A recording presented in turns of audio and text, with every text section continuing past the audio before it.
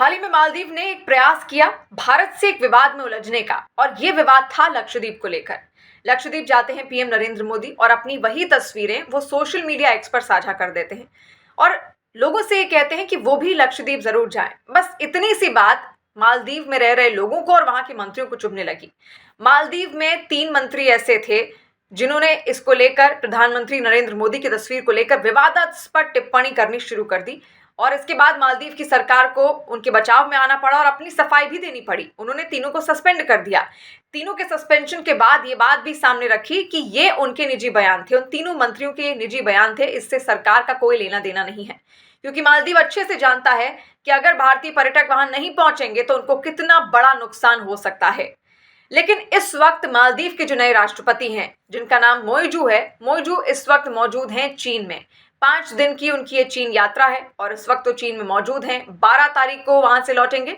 लेकिन इससे पहले 20 अग्रीमेंट साइन हो चुके हैं चीन और मालदीव के बीच में, जिसमें एक अग्रीमेंट टूरिज्म को लेकर भी है, यानी कि टूरिज्म किस तरीके से बढ़ाया जाए उसको लेकर भी बात हुई है। और इससे पहले एक बयान भी सामने आया था। मोइजू ने ये रिक्वेस्ट रखी थी चीन के राष्ट्रपति शी जिनपिंग के सामने कि वो वहां से टूरिस्ट मालदीव भेजें, क्योंकि अब टूरिज्म उनका धीरे धीरे एक तरीके से खत्म हो सकता है अगर वहां पर भारतीय नहीं जाएंगे। और कई सारे भारतीय ऐसे हैं जिन्होंने अपनी बुकिंग वो कैंसिल कर चुके हैं। रिजॉर्ट जो बुक किए हुए थे, फ्लाइट जो बुक की हुई थी, सब कुछ कैंसिल कर चुके हैं और अब उनका जो अगला डेस्टिनेशन है वो है लक्षद्वीप।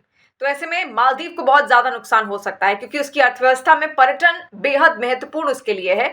पूरी अर्थव्यवस्था मालदीव की डगमगा सकती है और अब वो चिंता में है। लेकिन चीन के चक्रव्यूह में मालदीव अब बहुत अच्छे से फंस चुका है।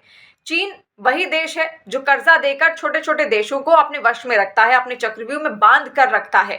श्रीलंका का बीते दिनों हाल क्या हुआ था पूरी दुनिया ने देखा। कंगाली की कगार पर श्रीलंका पहुंच गया था और श्रीलंका से ऐसी ऐसी तस्वीरें सामने आ रही थी जहां पर खाने पीने का सामान तक बहुत ज्यादा महंगा हो गया। बिल्कुल सोने के दाम खाने पीने का सामान बिक रहा था और ये पिछला ही साल था। पिछला साल श्रीलंका के लिए बहुत ही भारी रहा। वही हाल पाकिस्तान का हुआ, जो कंगाल होते होते खुद को बचाने की कोशिश में अब भी लगातार लगा हुआ है। आईएमएफ की ओर से उसको कर्ज मिलना तक बहुत ज्यादा मुश्किल अब होने लगा है। तो ये वही चीन है जिसने अब मालदीव को भी अपने वश में कर लिया है और हो सकता है कि आने वाले दिनों में पाकिस्तान की तरह कहीं मालदीव का हाल ना हो जाए अगर मालदीव अपनी समझदारी के साथ काम नहीं करेगा। फिलहाल 20 जो अग्रीमेंट हैं वो साइन हुए हैं और इसमें टूरिज्म का भी एक अग्रीमेंट है जो चीन और मालदीव के बीच में साइन हुआ है। इसके अलावा चीन की ओर से ये भी कहा गया है कि वो प्रोत्साहन राशि भी देगा मालदीव को। हालांकि कितना देगा, कितना पैसा उसकी ओर से मालदीव को दिया जाएगा, इसको लेकर कोई जिक्र नहीं है। लेकिन यही तरीका है चीन का। चीन कर्ज तो दे देता है और उस वक्त वो कहता है कि कर्ज वापस नहीं लेगा, वो प्रोत्साहन राशि या फिर किसी भी तरीके से ऐसे ही राशि दान जरूर कर देता है। लेकिन बाद में जब वो कर्ज मांगना शुरू करता है तो फिर कोई भी देश उस लायक नहीं बच पाता। जैसे कि पाकिस्तान का हाल हमने देखा, श्रीलंका का हाल देखा। विदेशी मुद्रा भंडार दोनों राष्ट्रों का खत्म हो चुका है और ऐसे में उनके लिए अब खुद के देश की अर्थव्यवस्था को दोबारा से पटरी पर लाना बेहद चुनौतीपूर्ण और मुश्किल हो गया है।